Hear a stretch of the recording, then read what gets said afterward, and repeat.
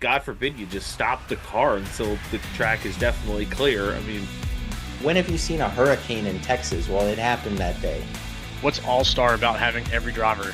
I mean, it's ridiculous. Good guy, ass. Good guy, can't drive a race car. Sorry. You're listening to the Foreign Fuel Podcast. Hey everybody, welcome back to the Foreign Fuel Podcast. My name is Steve Ray, and for this episode, I'm flying solo. Just myself. Um, we're getting all set up and ready to go, and Dom said that a storm came through and wiped out the internet, and Sam and Wes are off doing some other things. So just myself on this, so bear with me. This is a little bit of unusual, uncharted territory. I don't think we've done an episode before where just one person is here, so there's not going to be any banter. Although I am known to kind of argue with myself. So just going to do kind of a quick Martinsville recap, just so we can kind of get that race behind us, and looking forward to the off week coming up. And then we're also going to have a Bristol preview episode coming up next week. So Martinsville, the Cookout 400. I'll start off by saying this. If you like the old school Winston Cup style racing where some of maybe the newer fans or some of the more casual fans that like like the constant action, lead changes, things like that, they probably would have been a little disappointed. But some of the old school fans that did like that classic, driver goes out and dominates the race, this was probably more so up your alley. Denny Hamlin was by far and large the class of the field all day long, leading 292 of 400 laps. Unfortunately, did not come away with the checkered flag. We'll get to that in a little bit there, but Denny just doing Denny things at Martinsville. I mean, a guy that you have 6 wins at the track and countless, I mean, tens of thousands of laps led, I'm sure. I would have to check on that statistic. So, really just doing a quick, brief recap of the race. Um, Denny Hamlin started on pole and went ahead and took off, led and won stage one. There was a little bit of a back and forth with William Byron, the defending race winner of the fall back in 2025. They were kind of going back and forth a little bit, but ultimately Denny Hamlin took the lead back from Byron and went on to win stage one. Couple other things to note from that. I just want to get it out of the way, and I'll kind of hit the segments. I know we usually go over Dom's disappointment of the week and then also Dooley's dummy. So I will be able to nominate those award winners this week. I think we have to give Dom's disappointment of the week to Richard Childress Racing as an organization. Qualified bad, raced bad, finished bad overall. I mean, we're talking Kyle Busch in the 8 car started 34th. Austin Dillon started just a couple rows ahead of him in 30th. And Austin Hill driving the 33 car this weekend starting 37th. And there really was not much improvement from that. The thing with Martinsville, though, that it's such a track that stresses on qualifying good. If you're qualifying in the back half of the field, it just makes it that much harder to try to stay on the lead lap. And if you're getting lapped before the end of stage one or before caution comes out, it just puts you in such a bind moving forward throughout the race. So obviously their lack of speed in qualifying did not help them from the start anyways. Kyle Busch hit a tire on pit road, and it was kind of funny listening to Kevin Harvick on the broadcast. It's like Kyle Busch saw the tire sitting there, didn't even bother slowing down, just drove through. He was just already having a bad day. They were asking him about rear drive, and Kyle Busch was saying Kyle Busch things on the radio about, well, how's that going to help my drive off and things like that. It was just overall just a very poor executed day for RCR. In general, there's really nothing positive that I can say about about their performance in 2026 so far. They don't have any top tens organizationally in the Cup Series, and there's just nothing to go out. It's not like one car is doing worse than the other. It's just both cars, and then occasionally when you have either Jesse Love or Austin Hill in that 33 car, it just seems like that they're running kind of around that 20th to 25th range, and then ultimately they end up finishing at Martinsville. Their highest finisher, Kyle Busch, 24th, Austin Dillon, 25th, and then Austin Hill, 33rd. The other thing to note from it too, towards the end of stage one, Chris Buescher came in pit road seemingly unexpectedly. He had a flat tire, flat right front tire. Shockingly, no pun intended with this, uh, they found a shock bolt off of a O'Reilly car that got stuck in their caliper or somewhere around the brake system area, and it caused a flat tire. That was pretty unusual. I haven't heard of, I would expect it maybe coming off of a cup car, but the O'Reilly race raced 24 hours before, and somehow a shock bolt came off of one of those cars and gave Chris Buescher a flat tire. Not really much more beyond that other than Denny going out, winning stage two, and picking up another 10 points. Just a killer day for Denny on the stage points, setting himself up in a good position for the chase and a run at the championship. The biggest thing from this race is the split strategies here, and this is ultimately where Elliott separates himself from the majority of the field. Alan Gustafson on lap 261 calls Chase Elliott into pit road. They were kind of running around the 10th to 12th, 15th type of run. They didn't score stage points in either one of the stages, and pretty much knew at that point that if you were going to follow the strategy that the leaders are doing, you were wherever you were running, that's where you were going to finish. So Alan Gustafson made the call to pull Chase Elliott into pit road around lap 261, really trying to split that final stage into thirds.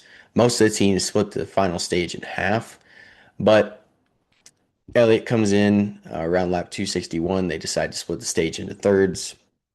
A couple cautions later on in the race falls more so in their favor, and they're able to get back on the same strategy, leapfrog, and get the track position so that they can be back up inside the top five, top three, things like that. And then Chase Elliott ultimately hangs on to the lead. Denny Hamlin ferociously running him down in the last couple laps, but ultimately it works out, and Chase Elliott picks up his first win of 2026, Hendrick Motorsports' 31st win at Martinsville, and Chevrolet their first win of 2026 as well. So kind of the concern with Hendrick and Chevrolet, how they're going to do with the new body, can just be put to rest at this point. Everything is seemingly to be okay with that. And it's nice to see Chase Elliott having a win like this. I mean, it's been well documented even from Chase himself. Like, he hasn't not had a win this early in the season. And these are just the type of days that you need to have when you know that you're not going to capitalize on stage points because they didn't have any. Sometimes it does take, trying to go off strategy and trying something different. It happened to work out in this case. You could look at the flip side of the coin, or you kind of look at a lot of what if scenarios. What if it didn't work out? What if they finished worse? Yeah, then you could look at it and say, hey, maybe we should have just stuck with the strategy. But if you were running back half of the top 10, top 15, things like that, and that's really where you're going to run most of the day, why not try something different? And now I think a lot of teams, granted, this is a 400 lap race. When we come back to Martinsville in the fall, it'll be a 500 lap race. But I think some teams will take, what happened in this race, and maybe that will alter some strategy there. So great for Chase Elliott, great for Hendrick Motorsports to get that win out of the way. We kind of talked about it on the Martinsville preview episode. We were wondering if it was going to be a Gibbs versus Hendrick. And, you look at two Hendrick drivers in the top five with Elliott and Byron, two Gibbs drivers, Hamlin and Gibbs. You had a couple Penske guys in there too. You had all three Penske cars finish inside of the top 10, even if you want to count Josh Berry too, finishing 10th. All four Penske cars, with the 21 being an alliance with the Wood brothers. So it was nice to see Penske show up as well. We've had some concern about them, specifically around Logano. We know that Blaney's had some speed. His big thing is just pit road issues. This was the type of day that Logano really needed after that horrible, horrible race at Darlington. Logano going out, getting seventh in stage one, third in stage two, finishing the race in third, grabbing 46 points. This is the type of rebound that the 22 team desperately needed.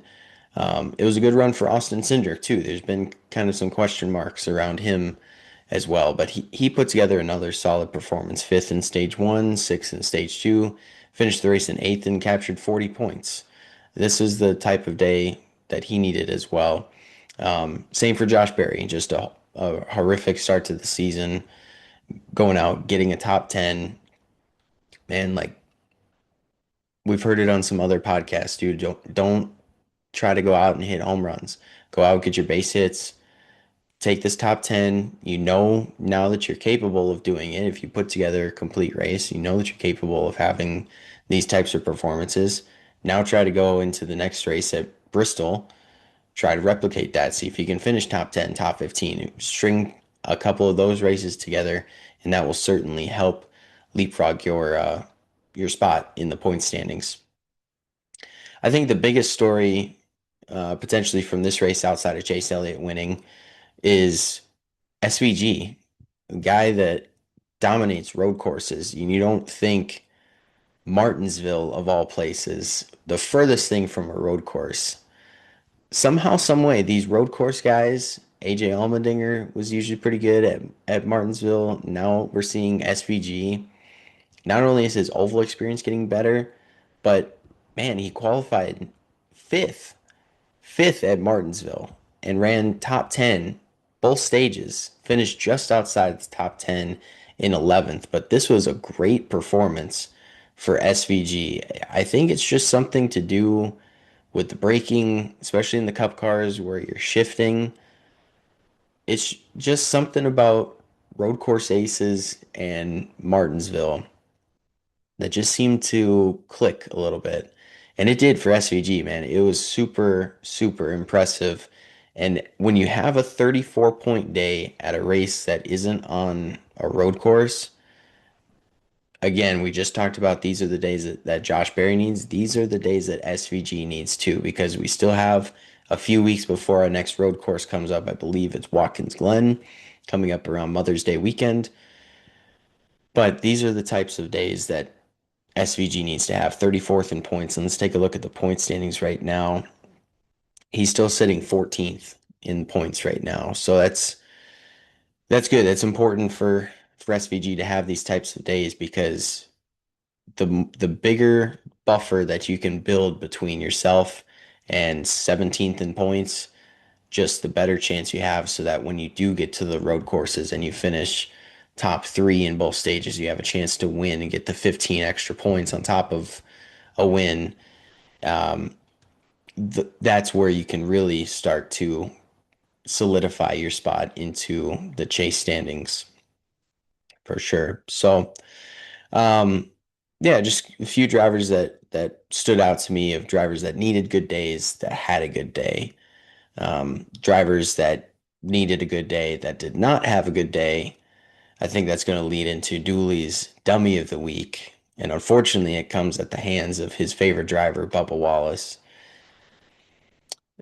There was an incident between him and Hocevar where they were getting 3 wide, and we've seen it before from Bubba Wallace, where we've seen it from multiple drivers. It's not just Bubba, but in this instance with Bubba, just getting into Hocevar, getting into his left rear, mashing the gas to the floor and wiping Hocevar out. It took out some other cars with it too. Bubba Wallace was part of that as well, and it ruined his day, finishing 36. So, man, I know that Martinsville and I know that short tracks tempers flare and things like that. You might not have liked the move where you got, we're in some three wide action in turn one, but man, like you have to look at the bigger picture. You have to look at the bigger picture because you had, a subpar performance at Darlington, not of his own doing, got caught up in the Eric Jones wreck. But you had a poor finish at Darlington, but you were still sitting third in points. Now you go out and you do this at Martinsville. You finish 36th, you get 1 point out of the day. And that drops you 8 spots all the way down to 11th in points. It just does. Situations like that can't happen. Like I mean, 11th in points, but he's also tied with 3 other drivers. So realistically, it's a tie for 8th in points. Kind of your say doesn't matter on the position. The more the bigger picture of just, have some sense. Know when you're faster than a guy or you want to get back around him. Don't ruin your day with it as well. That's pretty much all I'll say from it. So, and aside from that, not really much else to report on. Martinsville is just kind of a lackluster performance. Another thing that stood out to me, the higher horsepower short track package. I don't know if it necessarily put on the greatest race, but I am, still kind of trying to get used to what we're expecting here, whether that is more tire wear.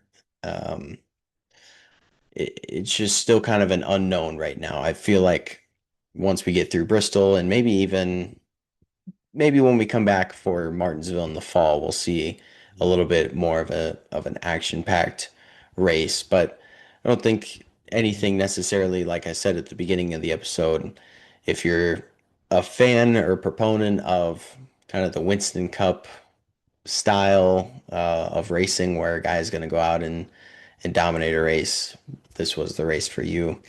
Another heartbreaker for Denny Hamlin. Like I said, 292 laps led and comes home finishing second, but 56 points on the day for Denny. I know that he certainly would have liked the 15 extra points on top of that. But just briefly going over the point standings of the top 16 before I check out of here for this episode. Still have Tyler Reddick on top. He's leading by 82 points still over second place Ryan Blaney.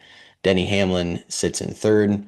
Chase Elliott with his win jumps up a spot. He goes up to fourth in the standings, and his teammate William Byron sitting fifth. Ty Gibbs continues to impress. I mean, he went from 11th to 6th in points. This was a guy that was buried deep in the 30s in points after Atlanta and through I think we're on 5 straight top 10s. If my arithmetic works out correctly, that he's clawed his way back to 6th in points. So Ty Gibbs certainly on the radar. If you're looking for a guy to bet on for Bristol, I know we'll get into making money with Marchese for our Bristol preview episode, but I would say Ty Gibbs is certainly one to keep an eye on for Bristol.